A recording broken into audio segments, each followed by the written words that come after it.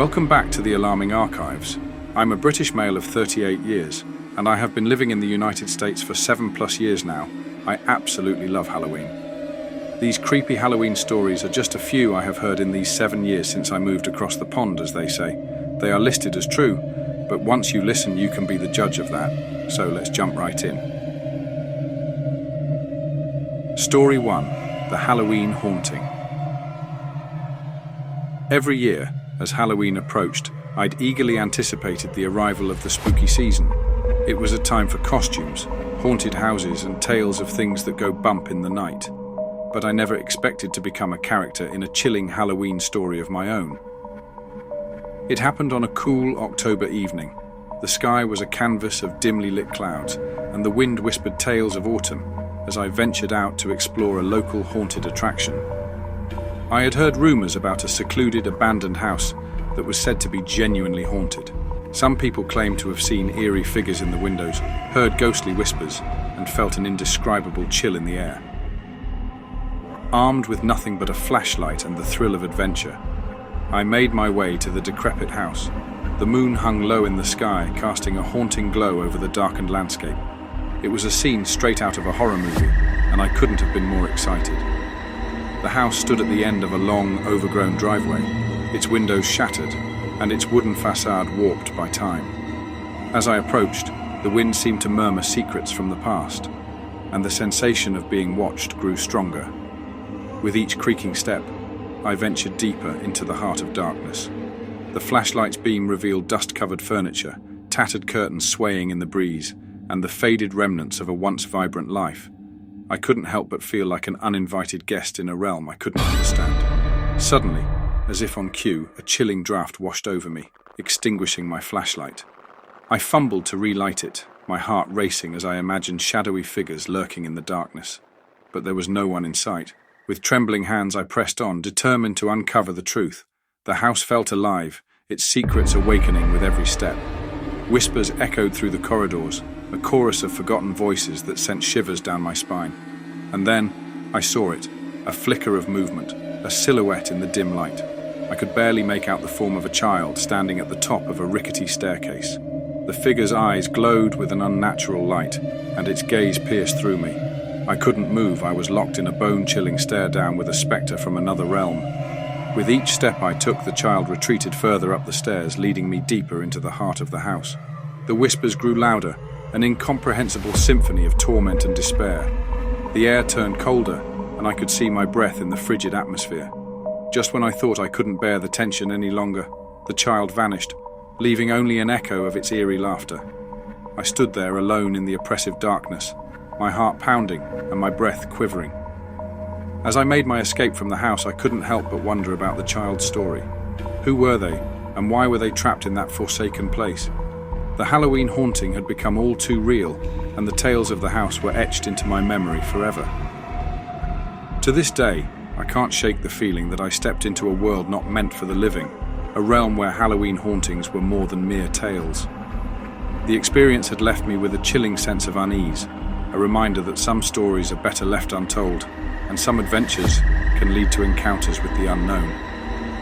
As I reflect on that fateful Halloween night, I can't help but wonder what other secrets the darkness might hold, waiting for the next brave soul to uncover. Thank you so much for tuning in, and being a part of the Alarming Archives. Your support means the world to us. If you enjoyed this content, please consider subscribing to our channel, hitting that like button, and leaving a comment to let us know your thoughts. Don't forget to share this with your friends and family, who love all things creepy. Thanks again for your amazing support. With that being said, let's continue with our creepy stories. Story 2. The Mortifying Masquerade Halloween had always been my favorite time of the year. There was something undeniably thrilling about the chill in the air, the eerie decorations, and the promise of otherworldly encounters. Little did I know that one fateful Halloween night would lead me down a path of dread and discovery. I'm sure most won't believe me, but we'll tell my story nonetheless. It was an unusually cold October evening when I ventured out to attend a masquerade party at the historic Vanderbilt mansion, a site known for its lavish Halloween events. The mansion was known for its opulent architecture and, fittingly, its dark history. As I arrived at the mansion, the moon hung low in the sky, casting an ominous glow over the sprawling estate. The sight of guests in intricate macabre costumes greeted me at the door, but there was something different about their masks. Each one was uniquely unsettling.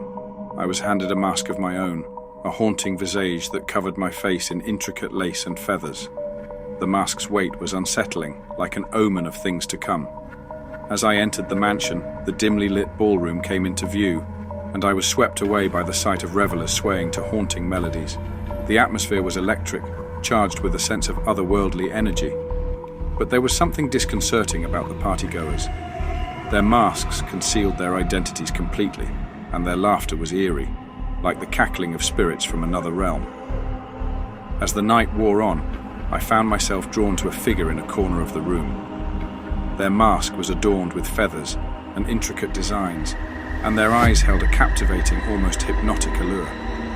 I couldn't resist approaching, drawn to the enigmatic stranger like a moth to a flame. We began to dance, a macabre waltz that carried us deeper into the mansion's labyrinthine corridors.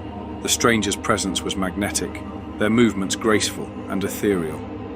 As the music swirled around us, I couldn't help but feel a sense of foreboding, as though I were caught in a dance with a phantom. And then, without warning, the stranger's hand brushed against my mask, and the world around me began to warp and twist. The ballroom vanished, replaced by a realm of darkness and shadows. The stranger's mask, once ornate and beautiful, now seemed twisted and grotesque. A haunting whisper filled the air, a chorus of voices that spoke in forgotten languages. The room was suffused with an overwhelming sense of dread, and I realized that I had entered a realm beyond the veil of the living. With a sense of growing horror, I tried to break free from the stranger's grasp, but it was as though I were ensnared in an unbreakable spell. The world around me twisted and distorted, and I could feel the fabric of reality unraveling. As the night wore on, I found myself drawn into a chilling dance that seemed to transcend time and space. The stranger's true nature remained shrouded in mystery, and I was left with a profound sense of unease. I felt as if my very essence was being pulled from my body. When I finally became undazed, I found myself back in the ballroom, the music and laughter surrounding me as if nothing had happened. The stranger was gone, leaving me with an unsettling sense of having crossed a threshold into the unknown. The masquerade party continued, and all the guests seemed oblivious to my time of terror, but the experience had left me forever changed. I couldn't shake the feeling that I had danced with something not of this world, a being from the dominion of the supernatural. As I left the mansion that Halloween night, I couldn't help but wonder about the true nature of the masquerade and the enigmatic stranger who had drawn me into a dance with the otherworldly. The experience left me with a chilling sense of unease, a reminder that on Halloween, the boundaries between the living and the dead can blur, and the masks we wear can reveal the true nature of our souls. But as I drove home, a nagging thought tugged at my mind. Was it all just a daze due to having a little too much alcohol? The Vanderbilt mansion was known for its extravagant masquerades, but had I truly stepped into another realm, or merely experienced an elaborate illusion? The question lingered like a ghostly presence, and I couldn't help but wonder if the line between reality and the supernatural was more blurred than I had ever imagined. Story 3. The Harvest of Horror. Every small town has its legends, whispered around campfires and shared in hushed tones among friends. In our town of Willowbrook, the tale of the old Sinclair cornfield was the stuff of nightmares, a story that sent shivers down the spine of anyone who dared to venture near. My name is Emily, and on a chilly Halloween night, my friends and I decided to put our bravery to the test and explore the notorious Sinclair cornfield. Armed with flashlights and an abundance of Halloween spirit, we ventured into the maze of towering stalks, their rustling leaves creating an eerie symphony in the moonlight. The air was cool and crisp, and the scent of dried corn surrounded us. We laughed nervously as we navigated the labyrinth of tall stalks, feeling as though the cornfield held its secrets close. Our flashlights cut through the darkness, revealing a seemingly endless sea of corn. As we walked further into the field, the familiar rustling of the leaves began to sound like whispers, and the laughter faded into an uncomfortable silence. It was as though the cornfield itself was holding its breath, waiting for something to happen. And then we saw it, a scarecrow weathered and worn standing ominously in the center of the field. Its burlap face was twisted into a grotesque grin, and its button eyes gleamed with malevolence in the dim light. The sight of it sent a chill down our spines, and we hesitated, our bravado giving way to unease. With a nervous laugh, one of my friends decided to approach the Scarecrow, as if to prove that we weren't afraid. But as he drew closer, the Scarecrow seemed to come to life. It twisted its head to face him, and its tattered clothes rustled in a spectral breeze. Panic seized us, and we turned to run. But the cornfield had transformed into a maze of nightmarish proportions. The path we had taken had disappeared, and the corn seemed to stretch endlessly in all directions. We were trapped in a living nightmare. The Scarecrow, now animated, lurched toward us with unnatural speed. Its straw arms reached out, and it emitted a bone-chilling, guttural sound that sent us into a frenzy. We scrambled through the maze of corn, the Scarecrow hot on our heels, its presence an unrelenting terror. As we ran, our flashlights flickered and died, leaving us in near-total darkness. We could hear the Scarecrow's sinister laughter and the rustling of its straw-filled body as it closed in on us. In our desperate flight, we stumbled upon an old, dilapidated shed and managed to force our way inside. The Scarecrow, now mere feet away, let out a blood-curdling scream that sent a shiver down our spines. We huddled together in the shed, praying that the nightmare would end. The minutes stretched into hours, and the Scarecrow's relentless pursuit seemed to fade away. When we finally dared to venture outside, the field was empty, the Scarecrow nowhere in sight. With a sense of trepidation, we decided to return to the field in the light of day. What we found was a lifeless Scarecrow, propped up in the center of the cornfield, its burlap face frozen in that grotesque grin. It was just an inanimate creation, a Halloween decoration left behind by a mischievous prankster. Even though we told ourselves that, we didn't dare go back to that cornfield at night again. As we left the Sinclair cornfield that Halloween morning, we couldn't help but wonder if our imaginations had played tricks on us, turning an innocuous Scarecrow into a harbinger of terror. The legend had become a chilling reality, but it left us questioning the true nature of fear and the power of our own minds.